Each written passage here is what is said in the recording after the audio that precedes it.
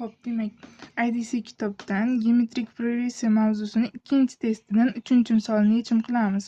Aytyapti, geometrik progressiya xatlari uchun B = tenglik munosabat o'rinli bo'lsa, B1 ning qiymatini toping deyapti.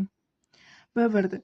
Men yaqinda bundan oldin video dars olgandim. U video dars olinmay qolibdi. Shuning uchun yechimini tushuntirib beraman. Xo'p, yechimida aytyapti, men berilganda yozib oldim. Birinchi yozib oldim shu tenglikda. Bn ni formulasi bor. Bn teng B1 ko'paytirilgan qning n-1 darajasi. Shu formuladan foydalanib hammasini olib chiqamiz. B5 ni, B6 ni, B7 ni. B1 o'zi turaveradi. B5 B1 ko'paytirilgan qning 4-chisi bo'ladi. Ya'ni n-1 bo'lgani uchun 4-daraja. Endi B6 B1 qning 5-chisi ko'paytirilgan B1 qning 6-chisi. B7 ni tengligi bu. Keyin B8 bu tenglik, B9 bu holat. B1 ko'paytirilgan qning 8-chisi. Demak, bunda hamma B1larni sanab chiqamiz. Bu tenglikdagi, bu tomondagisi, chap tomondagisini. Bitta, ikkita, uchta, to'rtta. B1 ning 4-chisi bo'ladi.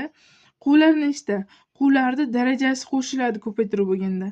4 ni 5 ga qo'shasiz 9, 9 ni 6 ga qo'shasiz 15. Qning 15-chisi bo'ladi.